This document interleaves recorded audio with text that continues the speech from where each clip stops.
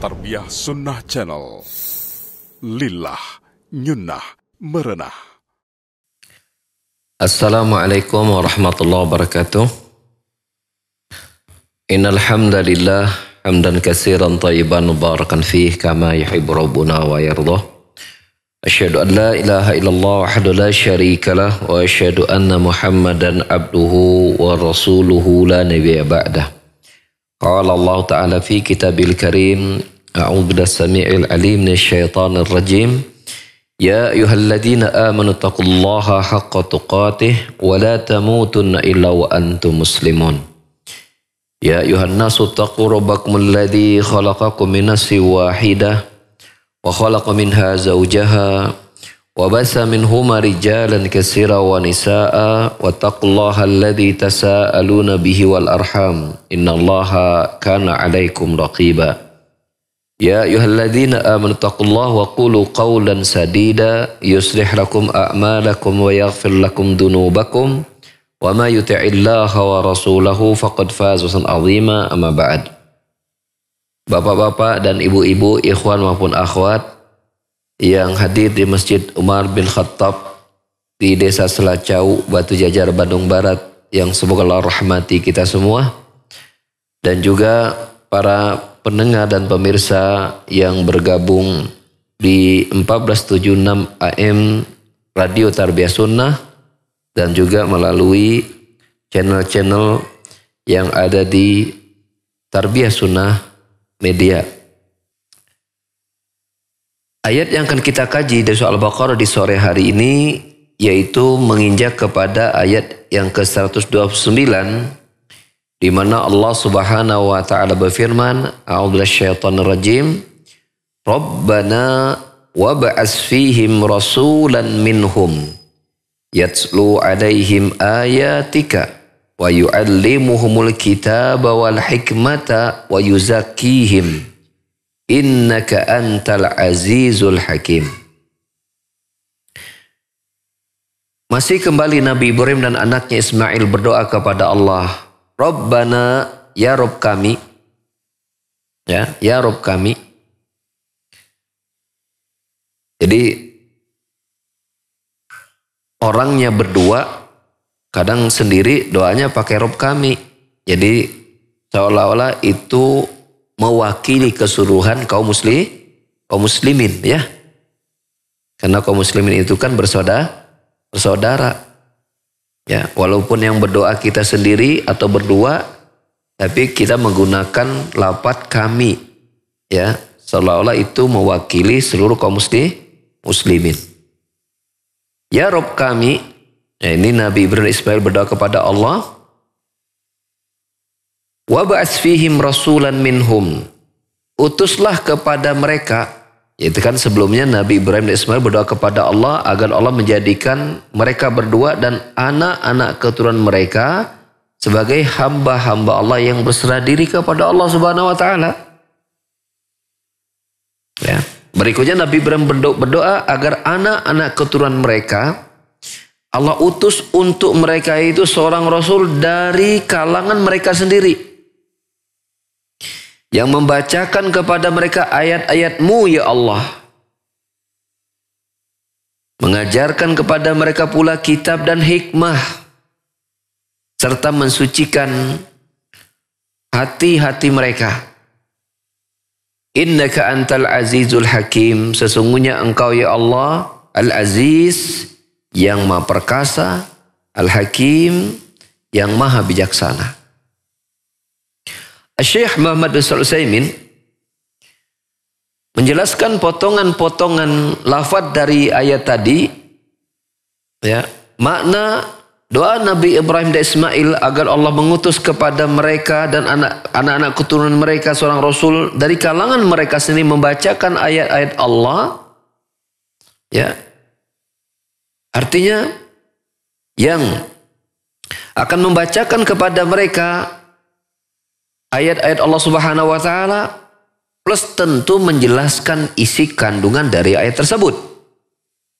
Sebagaimana Allah taala berfirman di dalam surah An-Nahl ayat 44, "Wa anzalna ilaika dzikra litubayyina lin-nasi ma nuzila ilaihim.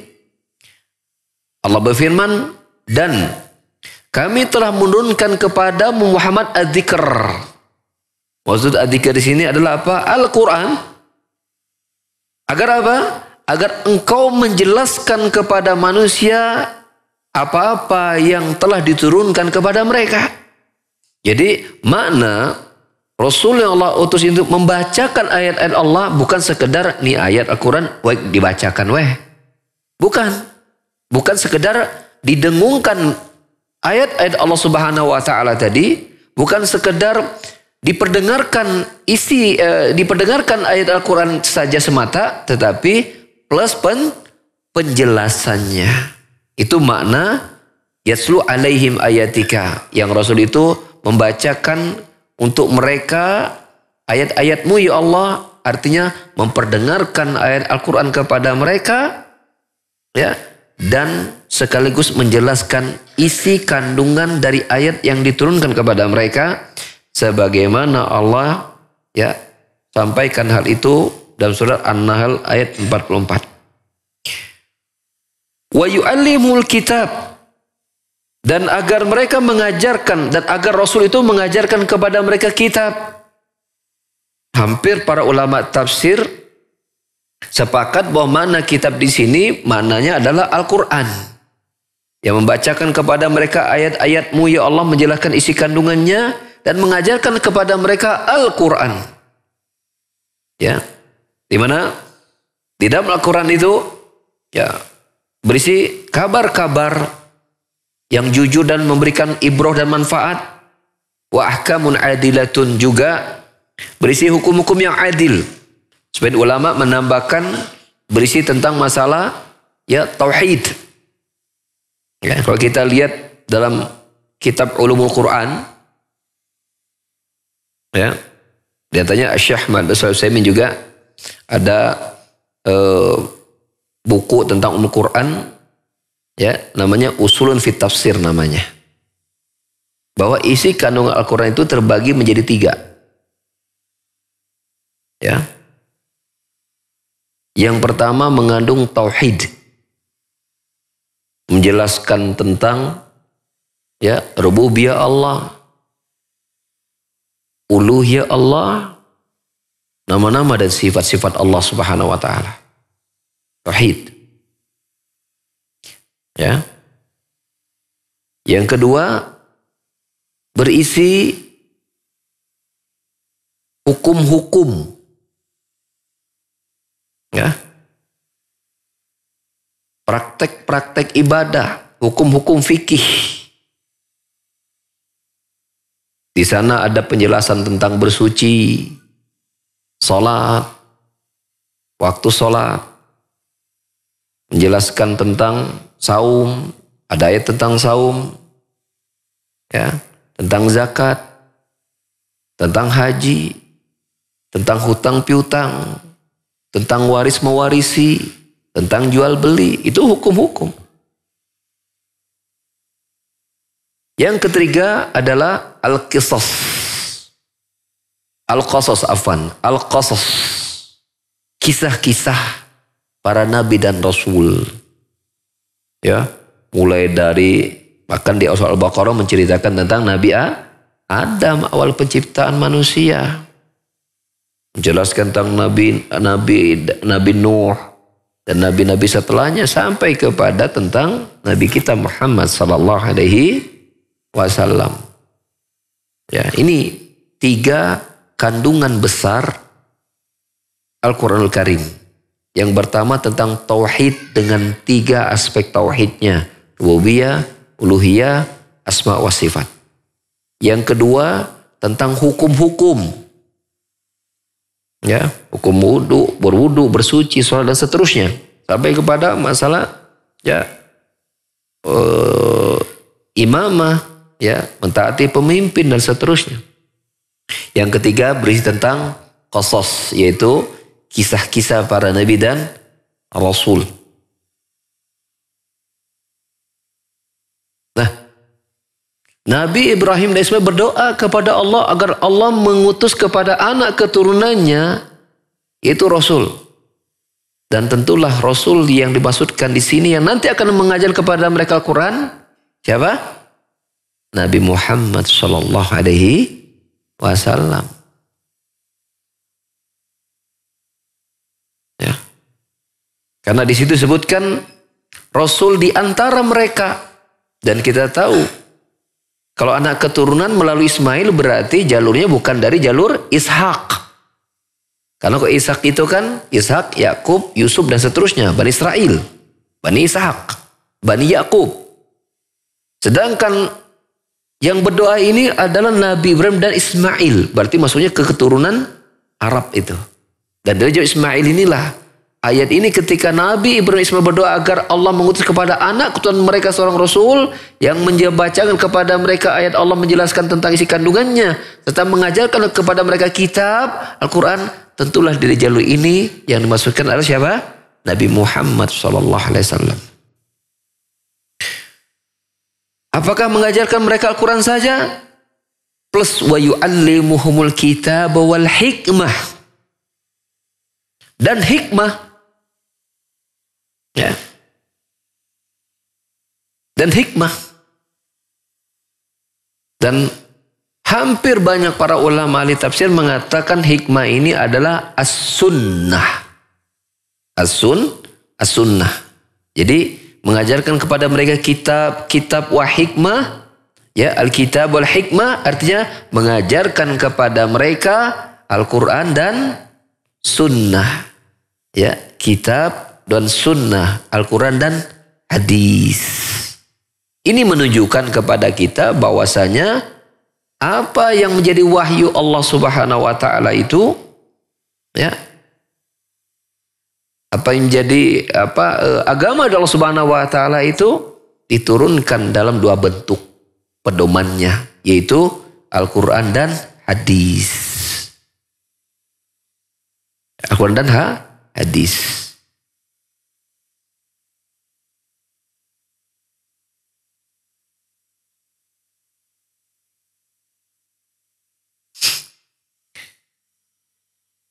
Ini satu tafsiran. Ya.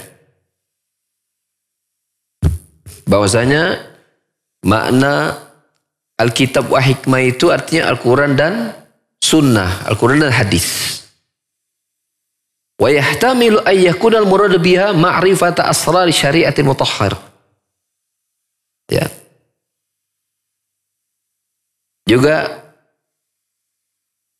kandungan makna dari ayat itu mengajarkan kepada mereka kitab dan hikmah, yaitu mengajarkan kepada mereka, ya, pengetahuan tentang rahasia-rahasia syariat agama Allah yang suci ini.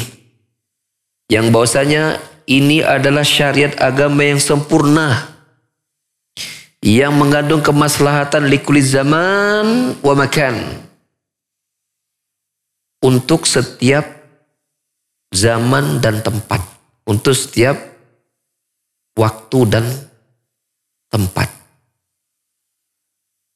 Jadi bahwasanya agama ini, ya, yang diturunkan oleh Allah Subhanahu wa taala, kemudian Rasul yang dimaksudkan ada Nabi Muhammad SAW, adalah agama yang di dalamnya ketika diajarkan Alkitab dan hikmah, Al-Quran dan hadis, ya, keduanya merupakan syariat agama yang akan senantiasa mengandung kemaslahatan kapan dan dimanapun. Kapan dan dimanapun. Yang kita kenal dengan nama, dengan istilah, ya, universalitas Islam. Islam itu universal. Artinya kemaslahatannya merata. Untuk setiap tempat, untuk setiap waktu, setiap zaman. Islam itu fleksibel. Cocok untuk diterapkan di mana saja. Bukan kemudian Islam dicocok-cocokkan dengan, ya, keadaan suatu tempat. Bukan. Maksudnya fleksibel, maksudnya universal. Artinya bila syarat Islam itu diterapkan dan mau diterapkan, maka pasti akan mendatangkan kemaslahatan di tempat dan waktu di mana syariat itu diterapkan. Pasti. Pasti itu. Dan antum sudah banyak kan penelitian negara mana yang tingkat kejahatannya itu paling kecil di dunia. Jawabannya negara yang menerapkan syariat Islam itu Saudi. Ya, Saudi. Banyak kan orang-orang membanggakan negara anu misalnya gitu ya. Dianggap negara maju. Tapi lihat. Sampai hari ini mereka terus kerepotan mengurus kejahatan, kriminalitas yang ada di negara-negara mereka. Ya, namanya pembunuhan meningkat. Perkosaan juga bertambah. Korupsi jangan ditanya. Ya, dan berbagai macam kerusakan yang sifatnya sudah multidimensi. Hampir merata di semua sisi. Tapi mari kita lihat di Saudi yang menerapkan hukum syariat. Ya, syariat Islam. Ya, bukan berarti zero mistake ya. Artinya nol kesalahan, bukan. Tetapi kesalahannya jauh lebih kecil daripada mereka yang tidak menerapkan hukum syariat Islam. Sampai-sampai kan kita dapati ada orang-orang luar negeri di sana yang ketika mereka tinggal di Arab, mereka ditanya merasa lebih aman, padahal itu pakai jilbab acan. Ditanya, ya bagaimana engkau membandingkan tinggal di Arab dengan tinggal, Arab itu maksudnya Saudi, dengan ketika engkau di negaramu. Kata dia, saya merasa lebih aman tinggal di sini daripada negara saya. Betul. Yang kita di sini menganggap mereka negara maju, negara hebat. Tapi penduduk aslinya malah menyimpulkan tidak merasa aman. Ya.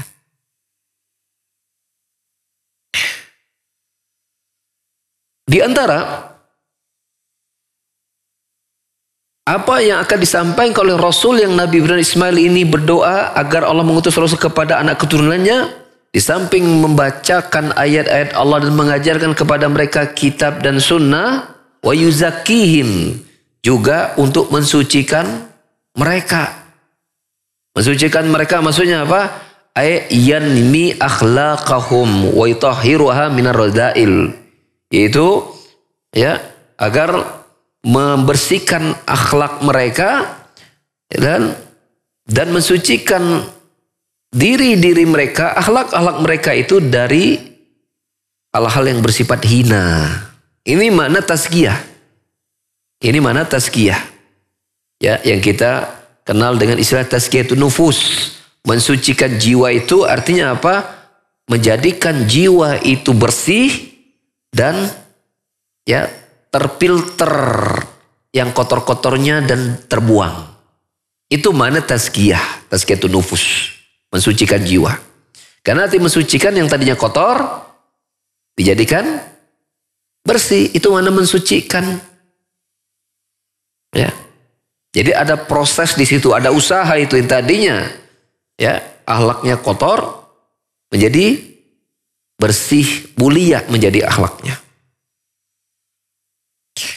Lalu kemudian doa itu mereka berdua tutup. Nabi Ibrahim dan Ismail menutup dengan doa dengan ucapan innaka antal azizul hakim, sesungguhnya engkau ya Allah ya al-aziz al-hakim yang maha perkasa. Ya. Wal hakim ya maknanya ada dua.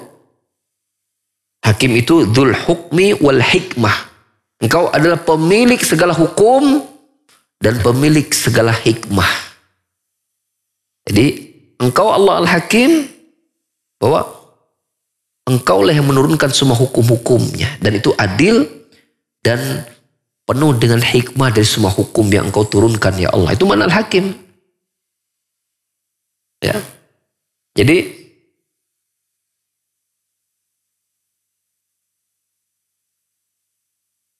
kita lihat di dalam tafsir Fikih Asmaul Husna, ketika makna perkasa dengan al-hakim itu digabungkan, maka dia melahirkan sebuah makna yang baru. Ya, makna Al-Aziz itu artinya Allah itu perkasa. Allah tidak lemah. Allah bahkan menguasai. Tapi ketika Allah berkuasa, maka mengatur kekuasaannya itu tidak dengan zalim. Karena Allah adalah Al-Hakim, begitu. Allah adalah Al-Hakim. Kan ada orang yang dia membuat sebuah aturan, tapi dia tidak perkasa. Ketika aturan itu dibuat, mudah digoyahkan. Aturannya udah bagus, tapi dianya nggak punya kedaulatan, nggak punya izah. Nah, maka kekokohan dalam membuat sebuah kebijakan, misalnya di hukum kita itu, dia harus punya kedaulatan dan penerapan hukumnya memang penuh dengan kemaslahatan. Menjadi timpang ketika aturannya perlu kemaslahatan tapi tidak kokoh. Atau dia kokoh tapi penuh dengan kezaliman. Kan ada kan raja yang berkuasa tapi zalim. Kokoh itu tapi zalim. Itunya Fir'aun. Kokoh tapi zalim. Ya. Ada yang menerapkannya bagus tapi mudah dikuasai oleh misalnya negara lain, misalnya oleh raja yang lain. Berarti dia apa? Enggak kokoh. Buktinya aturan yang udah dia buat, datang raja yang lain dikuasai. Kalah itu. Nah, Allah Subhanahu wa taala itu zat yang maha perkasa, dan ketika Allah membuat aturan, aturannya kokoh. Muncul pertanyaan di kita. Gening syariat Islam tidak berkembang di banyak negara. Baru di Saudi saja misalnya. Mana bentuk kekokohan syariatnya? Oke, kita bertanya seperti itu ya. Jawabannya, enggak, hukum Allah itu kokoh. Coba antum buka dalam ayat Al-Quran. Ya. Allah mengancam orang-orang, ini hukum Allah ya, mengancam orang-orang yang barang siapa yang melakukan ini, misalnya tentang masalah riba. Ya. Allah berfirman, ya, wa ahallallahu al-bai'a wa harrama riba. Allah menghalalkan jual beli dan mengharamkan riba. Faman ja'ahu mau'izatum min rabbi fantafalahu ma salaf wa amruhu ila Allah. Maka barang siapa datang kepadanya nasihat yang menjelaskan tentang ini teh riba, ternyata dia berhenti, tidak mau meneruskan praktek ribanya, maka apa-apa dari harta yang dia dapatkan dengan cara riba, sebelum dia tahu bahwa itu adalah riba, maka itu menjadi miliknya yang Allah halalkan. Paham ini? Misalnya orang berakad jual beli motor misalnya. Ada hukum riba. Kebelitah motor. Tapi dia tidak tahu bahwa itu tuh riba. Berikutnya datang kepadanya bahwa itu tuh riba. Apakah kemudian motornya tarik deui? Bedo ya mah dari riba? Enggak. Itu menjadi milik Anda halal. Karena Anda melakukannya di atas kebodohan. Tetapi ya, setelah Anda memiliki ilmu ini adalah riba, lalu ada yang menawarkan lagi motor lagi, masih Anda tetap lakukan, maka Allah berfirman berikutnya, ya, wa man ada faulaika ashabun nari hum fiha khalidun. Maka barang siapa yang kekeh terus menjalankan riba pada udah tahu ini riba, ya, maka mereka itu adalah penghuni neraka dan mereka kekal di dalamnya. Bahkan Allah menyebutkan tentang bahaya riba itu, ya, kalau kalian tidak berhenti, ya, fa ilam taf'alu fa'danu bi harbi minallahi wa rasulih. Jika kalian, ya, tidak berhenti dari praktik riba tersebut, maka Allah, ya, berarti Allah mengumumkan peperangan dan Rasul mengumumkan peperangan kepada dirinya, dan enggak mungkin perang melawan Allah Subhanahu wa taala. Lalu kemudian Tapi riba berkembang sampai hari ini. Banyak praktek ribawi terus ada. Ya, maka kita mengatakan hukum Allah kokoh tidak kokoh. Apa? Allah mengancam bahwa kelak dia akan mendapatkan azab yang pedih. Apakah kita ragu bahwa orang yang tetap mempraktikkan riba tadi sampai mati, kemudian setelah dia mati dia selesai, tidak akan didudukkan perkara urusannya di hadapan Allah Subhanahu wa Ta'ala minimal di alam kuburnya, tetap Allah akan terapkan itu.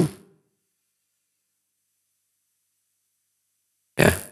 Beberapa sudah Allah datangkan hukuman buat mereka yang masih bersikuku melestarikan kesalahan yang sudah dia ketahui. Ya, ada yang kemudian misalnya riba tadi Allah berantakan, ya hartanya habis, rumahnya terbakar, keluarganya berantakan. Dia merasakan kegelisahan yang berkepanjangan. Ya, kan saya suka ada lihat itu beberapa dialog-dialog tentang orang-orang mantan riba yang dia melakukan riba itu tidak tahu BTT riba. Yang menjalankan usaha itu berkembang usahanya, pegawainya banyak. Tapi kok merasa jiwa kok gak tenang. Kalau kita menyebutnya uang panas gitu. Ya, dia merasa semuanya sudah legal gitu. Tidak hasil dari menipu, mencuri, dan yang lainnya. Tapi akad yang dilakukan ya dengan pada sebuah lembaga keuangan akan riba. Usahanya berkembang, pegawainya banyak. Tapi dia merasa kok gelisah, gersang dan seterusnya. Tidak mendapatkan ketenangan hidup. Bahkan sebagian ya itu pendapatan gede tapi kok bisa nabung-nabung acan. Saya ada teman saya kuliah dulu. Ya. Waktu saya kuliah saya sudah berpenampilan begini. Waktu kuliah itu semester 5 saya sudah di tahun 90-an pertengahan lah. 90 tahun 94 95. Saya masih kuliah itu saya sudah memanjangkan jenggot itu. Karena saya mulai ngatungkan. Nah, ada teman saya, ya ini ibu-ibu ya, perempuan ini. Waktu belum nikah dia. Cuek saja, saya juga nggak terdekat. Ya, memang wajahnya saya kira mirip kayak orang ini ya, kayak orang Cina ya, Cina Tiongkok, Tiongkok, gitu. Saya kira ini bukan Muslim nih, gitu kan? Sudah, ya. Begitu saya sudah menikah, saya ada kuliah, waktu itu ada urusan uang di urusan tabungan di sebuah bank, ya. Bank itu dikenal biasanya pegawainya menerima pegawainya yang bukan Muslim. Ada dia di situ. Ya tentu di kerudung acan itu teh. Datang, ya saya dilayani, saya kenal gitu kan. Waktu di kampus kenal, dilayani. Begitu saya keluar dari bank itu, sekarang dia udah ngaji sih, alhamdulillah. Dia menceritakan, makanya kan Indra tahu nggak? Waktu kamu ke bank, dia menceritakan itu belum nikah dia juga itu. Teman saya teh pada nanya, itu teman kamu? Iya. Saya teh ngedoakan kamu, mudah-mudahan kamu teh diselamatkan dari kesesatan. Gitu ta. Begitu dia makin tinggi pangkatnya.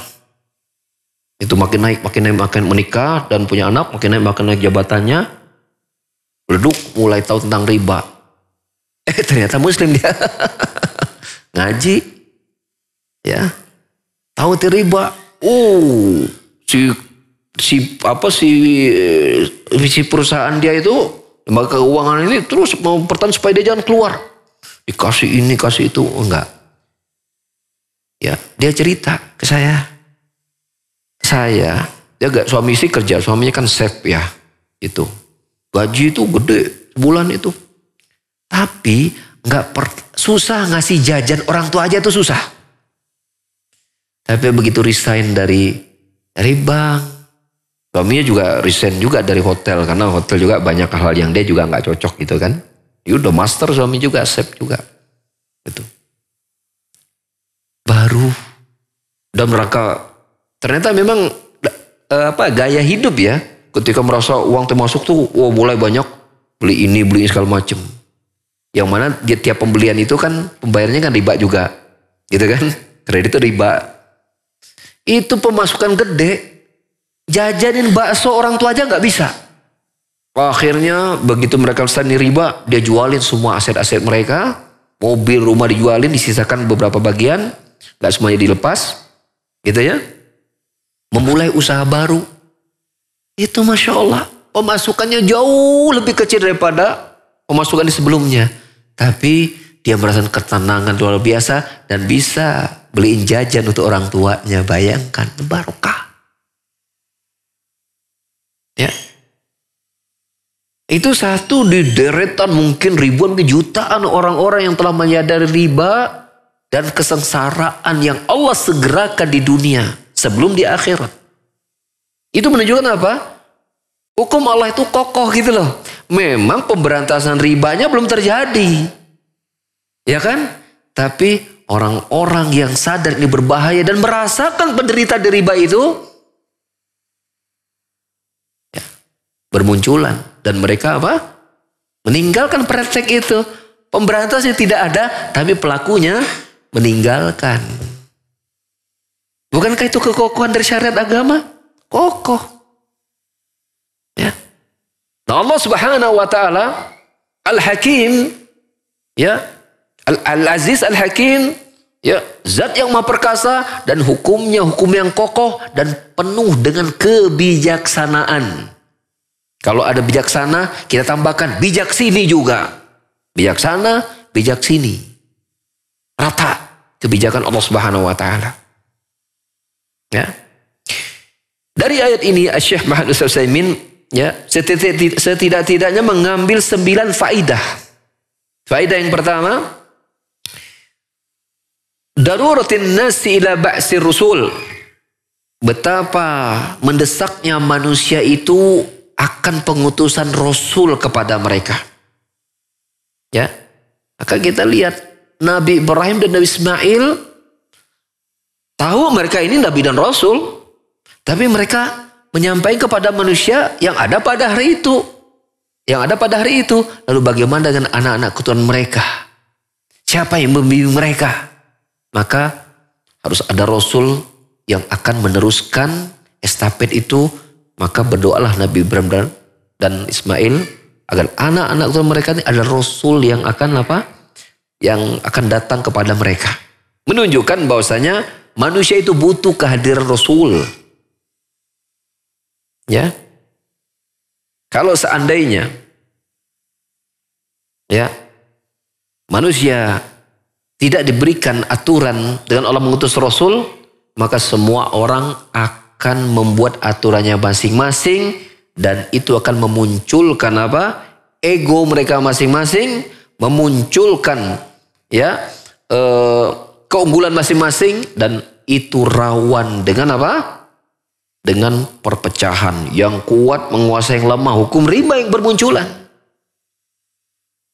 Ya, tapi beda dengan kekuasaan dalam pandangan syariat. Bahwa kekuasaan itu hanya alat agar manusia terlindungi ya keadaan mereka sehingga mereka aman dan nyaman dan beribadah kepada Allah. Itu fungsi kekuasaan. Ya, itu fungsi kekuasaan.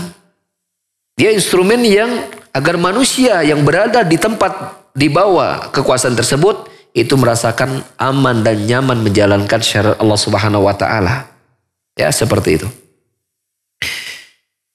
Faedah yang kedua, ya, faedah yang pertama bahwa doa Nabi Ibrahim dan Ismail menunjukkan betapa manusia itu sangat mendesak dan membutuhkan adanya Rasul yang Allah utus kepada mereka. Faedah yang kedua bahwasanya keberadaan an-naqar rasuli minhum aqraba ila qabul da'watihim. Nabi Ibrahim dan Ismail berdoa agar Allah mengutus Rasul itu dari kalangan mereka sendiri. Ya. Padahal kalau mereka sendiri berarti masih dari keturunan Nabi Ismail. Kalau dari Ishak kan jauh tuh, Bani Israel. Tapi kalau dari Ismail turun Arab lebih dekat. Ya. Karena apa? Ya. Bila itu dari keturunan mereka sendiri, mereka akan sangat mengenalnya dengan baik. Dan lihatlah keberadaan Rasul sallallahu alaihi wasallam. Allah sifatkan surah An-Najm ayat 53, "Ma dhalla sahibukum wa ma ghawa." Ya. Ini An-Najm ayat 3 ya. Ya. "Wan najmi idza hawa ma dhalla sahibukum wa ma ghawa." Afan. An-Najm ayat 3. Kalau di kitabnya 53, ini salah ketik, ada kemungkinan. Ya. Allah mengatakan tentang keberadaan Nabi Muhammad SAW, "Ma dhalla sahibukum wa ma ghawa." Tidaklah sahabat kalian itu, Allah menyebutkan keberadaan Rasul Muhammad untuk orang Arab, sahabat kalian. Artinya apa? Dia sosok yang sangat betul dikenal oleh orang Arab. Maka Allah menyebutkan, "Ma dhalla sahibukum wa ma ghawa." Sahabat kalian itu, maksudnya Muhammad itu, ma dhalla wa ma ghawa. Ya, tidak sesat, ya, dan juga tidak pula keliru. Ya. Allah mensifatkan keberadaan Nabi Muhammad itu sebagai apa? Sahabat mereka, karena betul-betul dikenal baik oleh bangsa Arab. Ya, betul kenal baik oleh bangsa Arab. Jauh sebelum Nabi Muhammad menyampaikan kepada kaumnya bahwa dia adalah seorang Rasul, beliau telah menyandang apa? Menyandang kepercayaan besar dari masyarakatnya. Menyandang gelar Al-Amin. Apa arti Al-Amin? Yang penuh dengan amanah. Al-Amin. Bahkan sampai-sampai ketika beliau sudah jadi Rasul, ya, sudah jadi Rasul nih, banyak masyarakatnya menentangnya. Tapi kalau mereka ingin menitipkan barang dagang mereka titipkan kepada Nabi Muhammad karena pasti aman. Padahal mereka mencela Rasul, menentang dakwah Rasul, dan Rasul tetap apa? Menerima titipan mereka dan dijaga sampai mereka ambil kembali keamanahannya. Ya, dikenal. Bagaimana orang Arab tidak kenal dengan Muhammad? Jalur nasabnya, jalur orang-orang besar. Jadi, kalau kita lihat tata kenegaraan Arab di masa itu kan ada bagian khusus urusan keagamaan. Berkaitan dengan haji dan memberi minum mereka, melayani mereka. Itu diserahkan kepada Abdul Muttalib. Diserahkan kepada Abdul Muttalib. Untuk di bagian yang pengaturan kenegaraan diserahkan kepada Bani Khuzaimah, kalau saya nggak salah ingat dalam Sirah Nabawiyah itu. Maka dikenal bahwa Abdul Muttalib ini ya adalah turunan dan keluarganya dan turunannya adalah apa? Kabilah besar yang mengatur urusan keagamaan terutama yang ada di Mekah. Ya, maka tentu disegani, dihormati. Ini kakeknya Nabi Muhammad, Abdul Muttalib. Turun kepada Abu Thalib. Juga menjadi tokoh masyarakat. Ya, anak tokoh masyarakat dengan tampilan akhlak yang mulia. Ya, penuh dengan amanah, sudah terkenal beliau itu di kalangan orang-orang Arab sebelum beliau diangkat menjadi seorang Rasul. Dan betul kan doa Nabi Ibrahim terkabul kan? Nabi berdoa kepada Allah, Rabbana wabas fihim rasulam minhum. Nah, ya Allah, utuslah kepada anak keturunan kami itu, ya, seorang Rasul dari mereka sendiri. Maksudnya, kan dari kalangan mereka sendiri, karena berarti dikenal betul. Nah, itulah Nabi kita Muhammad SAW sangat-sangat dikenal.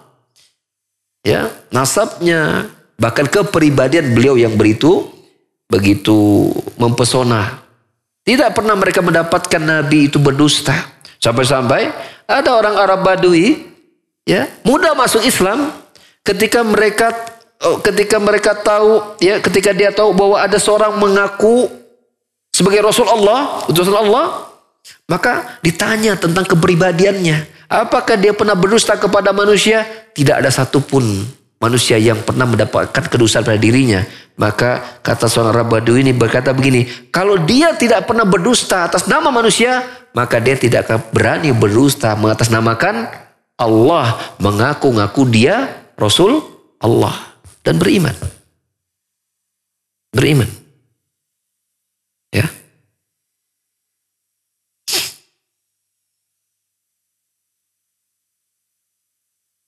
Faedah berikutnya, bahwasanya Rasulullah sallallahu alaihi wasallam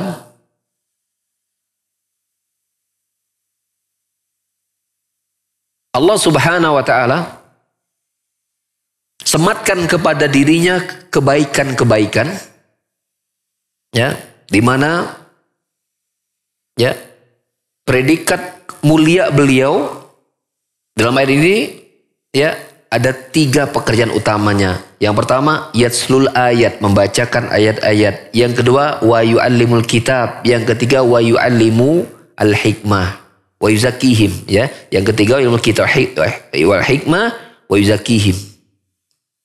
Ya, membacakan ayat, menjelaskan isi kandungannya, mengajarkan Quran dan hadis, dan mensucikan akhlak-akhlak mereka.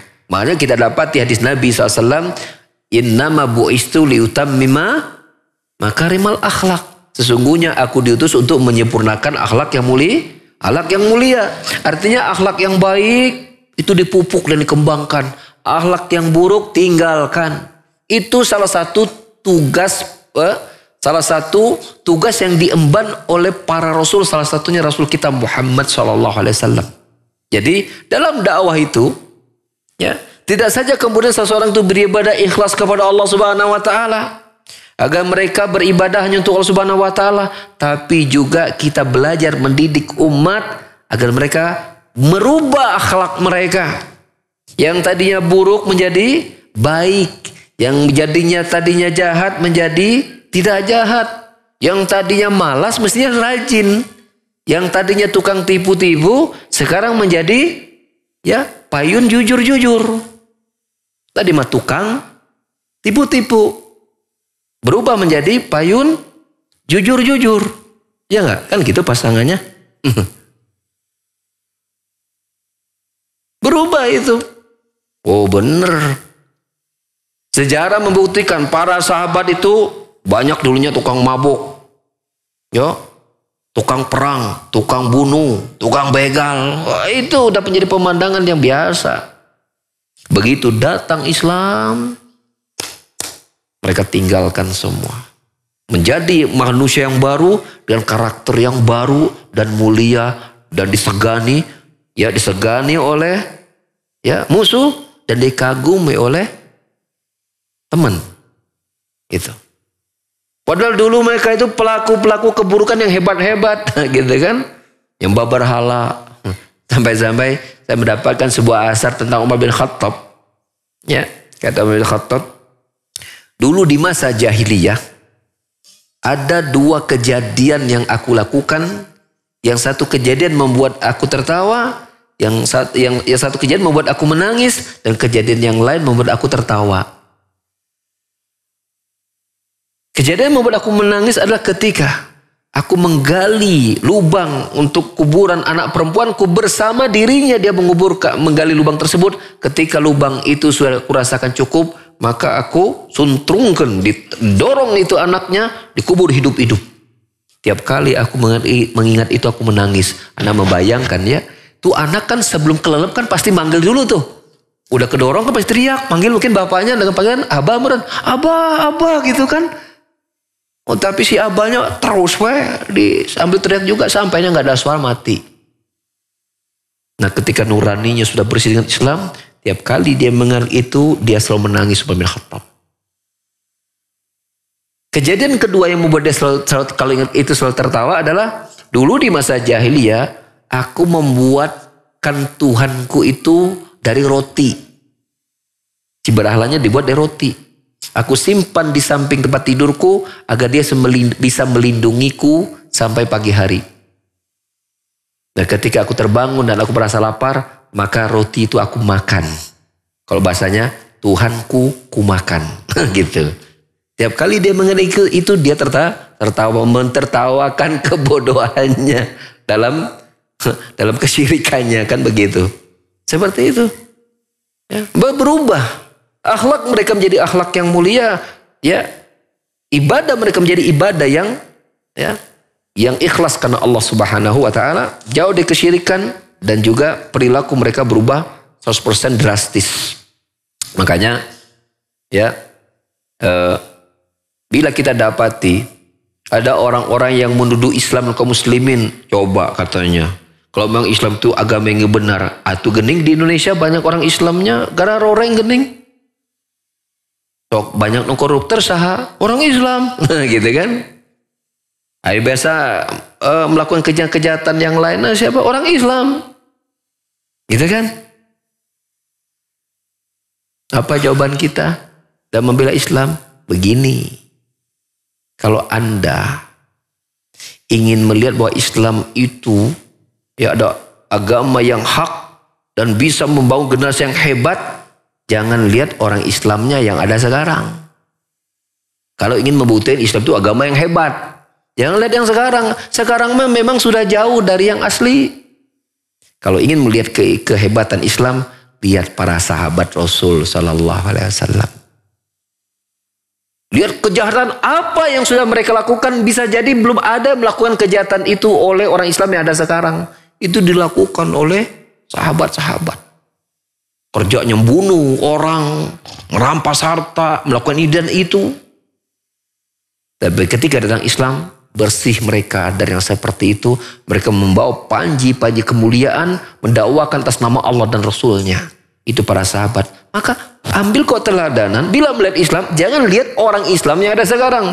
Lihat orang Islamnya yang hidup di zaman Nabi, itu para sahabat Rasul Sallallahu Alaihi Wasallam. Karena Rasulullah sama sifati mereka adalah apa? Khairun nas, sebaik-baik manusia, qarni, yaitu yang hidup di masa. Makanya ya, semakin jauh dari zaman kenabian, maka itu semakin jauh dari kemuliaan. Sempurnanya kemuliaan ketika seorang itu mendekatkan diri kepada kehidupan ya para sahabat-sahabat dari Rasul yang mulia. Maka kita akan dapati Islam itu terbukti bisa menghilangkan berbagai macam kerusakan dengan multidimensinya. Mulai dari kerusakan dalam masalah tauhid, syirik, ya, melakukan kesyirikan, sampai kepada praktek-praktek kemanusiaan yang rusak. Datang Islam berubah semua. Itu jawaban kita. Maka oleh karenanya, kalau kita ingin melihat keindahan Islam pada hari ini, terapkan Islam seperti yang dipraktikkan para sahabat, baru mantap.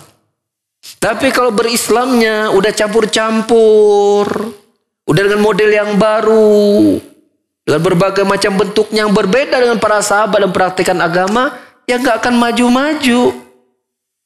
Ya, sulit diperkecil kerusakan yang ada.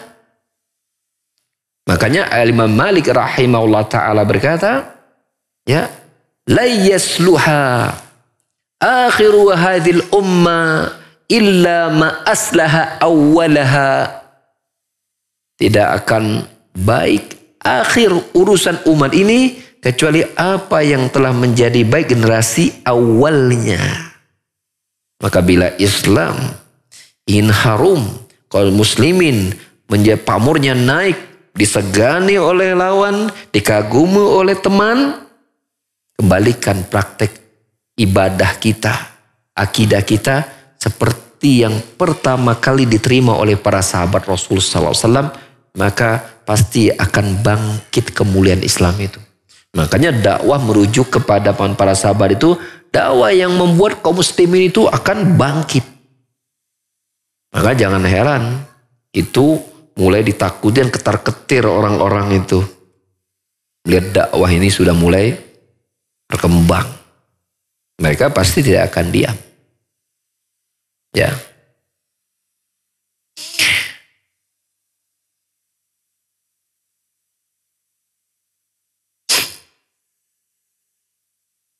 Faedah yang lain dari ayat tadi,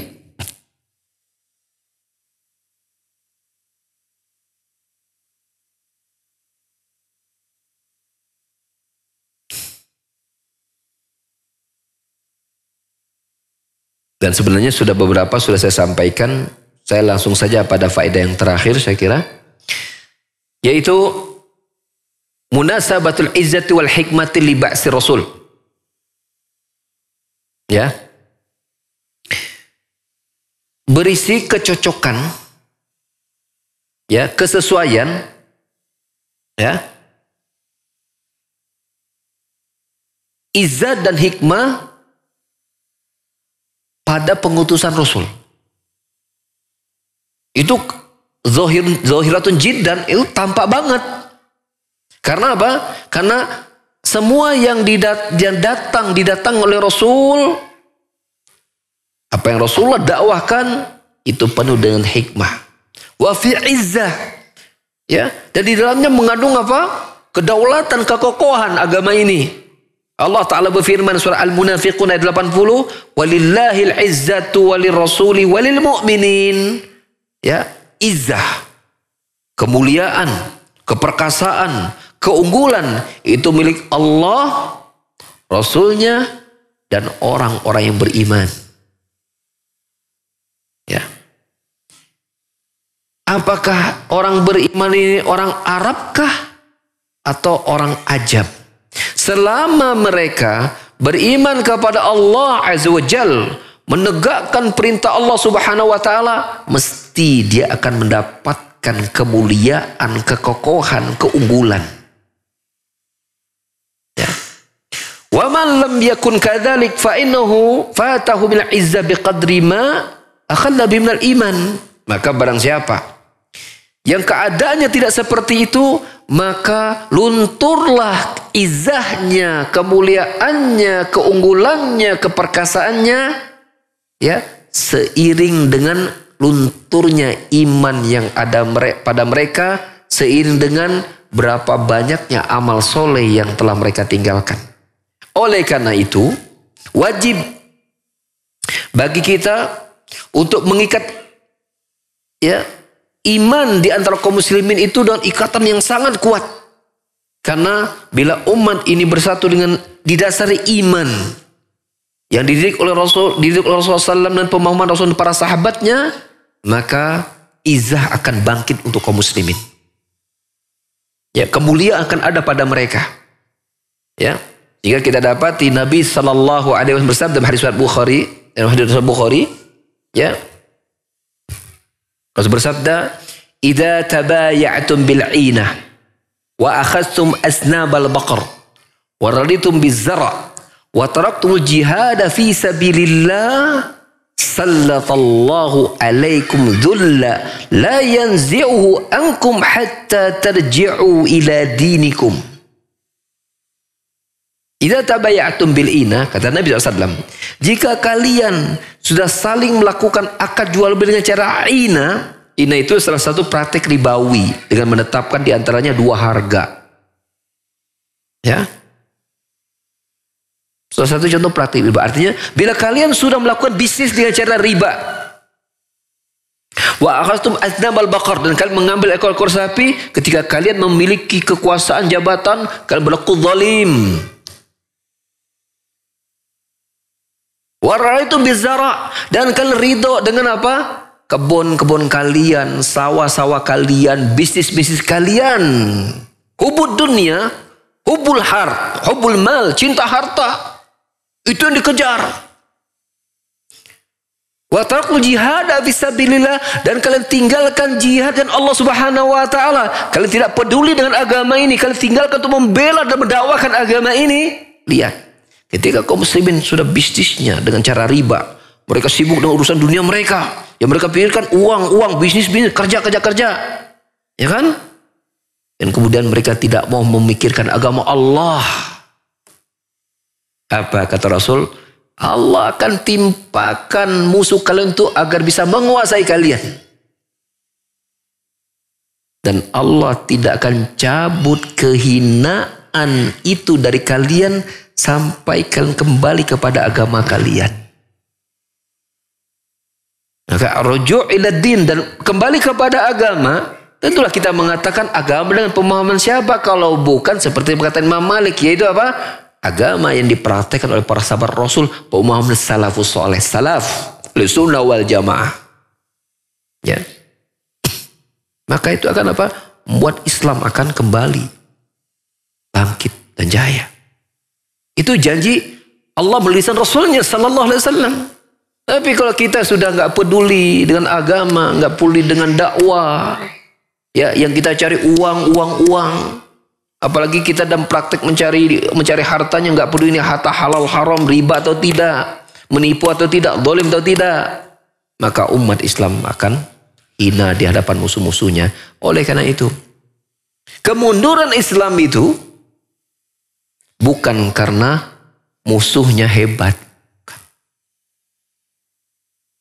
Dikuasai oleh orang Islam itu oleh orang di luar agamanya bukan karena mereka orang-orang di luar agama itu hebat-hebat, bukan.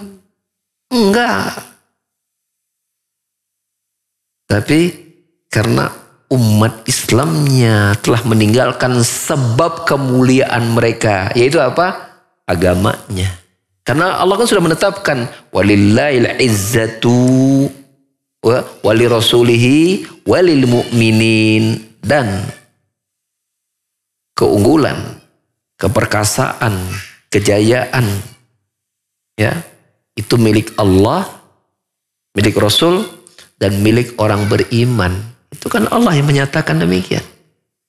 Berarti bila iman tidak diurus, kemuliaan akan menurun. Bila iman diperbaiki dan ditingkatkan, maka akan naik pamor dan kemuliaan kaum muslimin. Ya, ini ikhwah sekalian kurang lebih beberapa poin-poin dari tafsir surat Al-Baqarah ayat 129. Ya, barangkali ya kita kembalikan kepada MC kita hari ini ya, pada Mas Agus. Fadhol ya Mas Agus. Ya, kami ucapkan jazakumullah khair kepada Ustaz Abu Umar Indra yang sudah menyampaikan materi tafsir surat Al-Baqarah ayat yang 129. Baik para jamaah sekalian yang hadir di Masjid Umar bin Khattab Selacau Batu Jajar, Kabupaten Bandung Barat, baik jamaah ikhwan maupun akhwat, kami persilahkan terlebih dahulu para jamaah yang ingin bertanya secara langsung kepada Ustadz. Kami himbau agar pertanyaannya sebisa mungkin sesuai dengan pembahasan pada sore hari ini. Tafadhol bagi jamaah ikhwan yang akan bertanya bisa angkat tangan, nanti akan diberikan mic. Ya, silakan.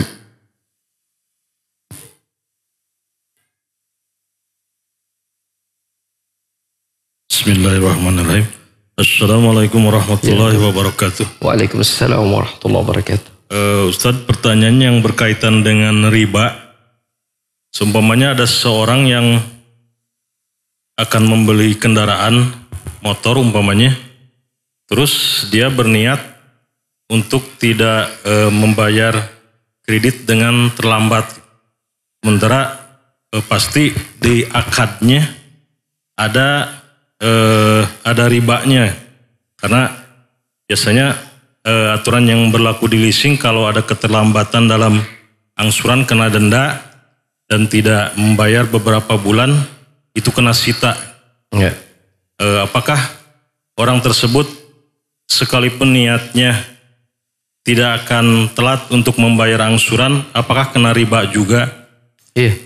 Yang kedua, mungkin solusinya seperti apa supaya kita terhindar dari riba, karena memang di masyarakat kita sendiri banyak yang korban riba sampai terlilit hutang sampai menjual rumahnya. Iya. Terima kasih Ustaz, mohon penjelasannya. Assalamualaikum warahmatullahi wabarakatuh. Iya. Dari pertanyaan tadi sudah jelas ya, menunjukkan bahwa riba itu menyusahkan. Ya kan? Buktinya bukan hartanya bertambah, malah sampai jual rumah segala. Berarti riba itu menyusahkan kan? Itu. Ya. Jadi kita sebagai seorang muslim itu keimanan kita kan diuji, diantaranya ujian harta. Ya.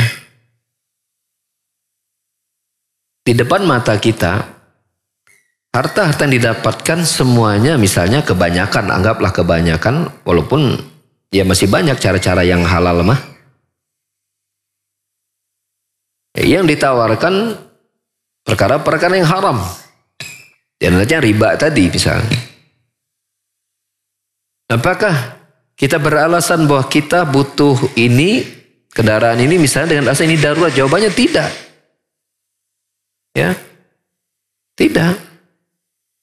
Karena masih banyak kendaraan yang bisa kita pakai dan kita gunakan dan kita cari dan kita miliki tanpa melalui praktek riba. Selama kita tidak berpatokan pada gaya hidup. Kalau untuk hidup saja mah rezeki udah cukup. Tapi kalau mengikuti gaya hidup, nah ini yang bermasalah. Banyak orang itu ingin mengikuti gaya hidup. Ingin kelihatan mentereng. Kelihatan gaya. Barjang teboga duit. Ya. Dia merasa hina bila pakai sepeda atau jalan kaki. Ya. Daripada. Ya. Dia merasa mulia. Merasa mulia dan kendaraan yang bagus tapi dari riba daripada menggunakan sepeda atau jalan kaki tapi tanpa riba. Karena dia bilang kemuliaan itu ada pada harta. Nah ini kan gaya hidup. Coba kalau dia itu nggak neko-neko hidupnya apa ada naweh, nu penting mah selamat dunia akhirat. Jalan nih weh, belum pakai sepeda aja, dan masih bisa cari rezeki dengan pakai sepeda aja mah daripada pakai motor, baru yang dapat riba misalnya kan. Maka nggak berkah. Kan seperti itu. Jadi masalahnya kita ini umat Islam itu mengikuti gaya hidup. Kalau untuk hidup saja rezeki mah cukup. Tinggal bersabar. Sampai Allah bukakan jalan mendapatkan kendaraan yang tanpa riba. Bahkan mungkin tiba-tiba ada yang ngasih hadiah. Nih pesawat udah pakai gratis misalnya. Ini motor gratis, yuk mobil gratis, bisa seperti itu. Ya. Sampai hari kita punya uang, tiba-tiba pas lebaran, uang gede. Ah bisa ya mah beli motor bekas mah. Motor baru 24 juta. Bekas 7 juta. Oh lebaran punya uang 10 juta. Udah beli motor bekas nggak apa-apa. Tapi kalau ingin menurutkan gaya hidup, wah pengen motornya yang mengkilat bagus, mentereng gitu kan, tak riba tuh biasanya. Makanya kita itu harus membela agama, membela akhirat kita. Jangan terlalu peduli dengan penilaian orang sama kita. Toh kita mati sendirian, mereka nggak akan bisa menolong kita dalam kubur. Maka hiduplah kita dengan ya, apa adanya, sesuai dengan kemampuan kita, sabar. Nanti Allah akan datangkan pertolongan. Jadi solusinya pertama sabar. Kedua nabung. Ya, yang ketiga jangan mengikuti gaya hidup. Biarin bekas motor mah tapi tanpa riba. Daripada motor baru kalising riba. Bagus sih, riba tapi itu saya dulu kan nggak tahu saat ya enggak apa-apa. Ya, selesaikan saja. Ya, tapi jangan Anda tahu nih akadnya ada riba. Kalau telat ini akan denda. Walau kita niat nggak akan telat, tetap kita terkena hukum apa? Pendukung riba. Ya.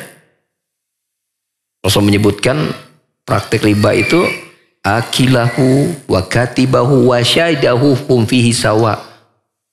Yang memakan ribanya, penulisnya dan yang menyaksikannya menjadi saksi walaupun nggak dapat duit. Hukumnya sama. Hukumnya sama. Maka janganlah kita terlibat pada akad-akad yang riba. Walaupun kita berkata ini ya kita nggak akan kena penalti karena kita akan bayar pada waktunya. Berarti kita ridho dong dengan akad riba. Benar nggak? Lagian siapa yang bisa menjamin bahwa kita akan tepat waktu? Emang kita bisa memastikan duit kita pasti akan ada terus? Enggak. Maka bisa jadi sebelum kendaraan itu dapat, jangan-jangan motornya sudah kena tabrak. Ya kan? Cacat. Gak bisa dipakai, baru yang kudu bayar riba. Bayar cicilan. Maka oleh karena itu, ya hindari. Kita tetap walaupun itu tidak menjadi darurat buat kita. Ya, menjadi darurat buat kita. Bersabarlah sampai nanti Allah berikan kemudahan buat kita. Kan ada orang tuh bilang, saya Ustaz, kalau enggak minjam uang di lembaga keuangan yang menggunakan praktek riba itu, kapan kita punya rumah? Kapan kita punya kendaraan? Allah musta'an. Ya, rumah kita yang asli itu 1 kali 2. Itu rumah kita. Ya kan? Pikirkan itu, bahwa kita akan memasukinya gitu loh. Ada dunia ini sementara. Tapi bukan berarti kita apa? Bukan berarti kita tidak berusaha ya. Nah makanya ketika kita ingin bangun rumah, kita cari pinjaman yang aman riba. Misal contohnya gini, kita pengen punya motor nih. Udah cari teman, ya, cari teman yang punya uang, dia suruh beli. Misal harga motor harganya 24 juta, ente beli kontan. Selain ente miliki, ente tahun ke saya, kita akan kredit. Ente jual 30 juta, saya bayar cicil. Karena saya bilang, itu boleh. Karena apa? Teman kita sudah sebagai pemilik barangnya sudah dia miliki, sudah dikobet gitu, sudah dia miliki. Ah, itu kan bisa. Bisa seperti itu. Kalau kita pengen punya motor mah. Anak kira kalau segitu mah bangsa 30 juta, 24 juta, 20 juta kita bisa nyicilnya 200, 500 dia siap bantu kita misalnya 10 tahun baru beres misalnya. Ambil itu kan tidak apa-apa. Dan itu tanpa riba. Ya, seperti itu. Ya termasuk kita pengen misalnya bangun rumah, punya rumah, itu kita cari. Ya kan sekarang alhamdulillah ya ada beberapa teman-teman yang bangun rumah misalnya ada sampai 12, 30 gitu kan. Mereka bangun. Nanti ada orang yang datang itu ya uang mukanya mungkin hanya sekitar 5 juta, bayar cicil per bulan misalnya 400 ribu, 600 ribu. Nah, kita akan sanggup tuh. Dia rumahnya udah dimiliki. Bisa. Dan itu sekarang banyak yang cari seperti itu.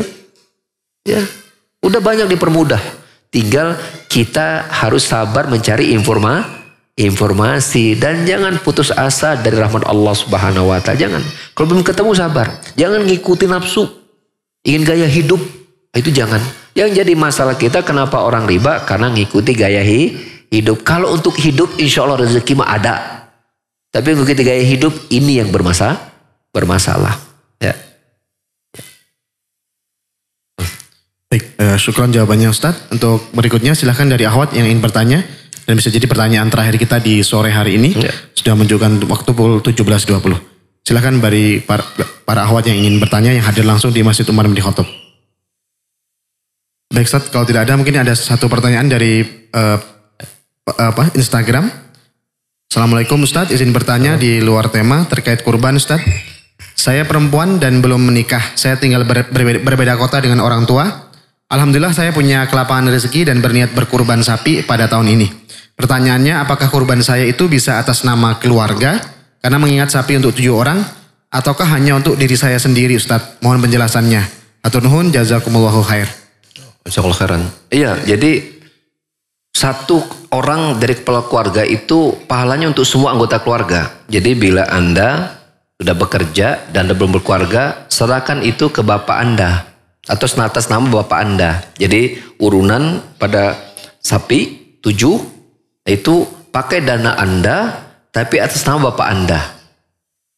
Jadi bapak Anda yang berkurban jadinya dan pahalanya dapat untuk satu keluarga. Ya, seperti itu. Dan bapak Anda lah nanti ketika masuk 10 hari terakhir 10 hari pertama bulan Zulhijjah itu nggak boleh gunting kuku, memotong semua rambut yang ada di badan, ya, itu bapak Anda, ya, dan itu yang paling bagus, ya, serahkan kepada bapak berkurban urutan untuk 7 sapi tadi, 7 untuk sapi itu 7 urunan sama bapak dan pahalanya untuk satu anggota keluarga, demikian, ya. Demikian kajian kita di sore hari ini ukhwah sekalian, dan semoga Allah Subhanahu wa taala senantiasa mengajarkan kepada kita selalu ilmu-ilmu yang bermanfaat dan menjadikan bermanfaat semua ilmu yang telah Dia ajarkan kepada kita. Amin. Subhanallahumma hamdika asyhadu an la ilaha illa anta astaghfiruka wa atubu ilaik. Wa akhiru da'wana alhamdulillahirabbil alamin. Wassalamualaikum warahmatullahi wabarakatuh.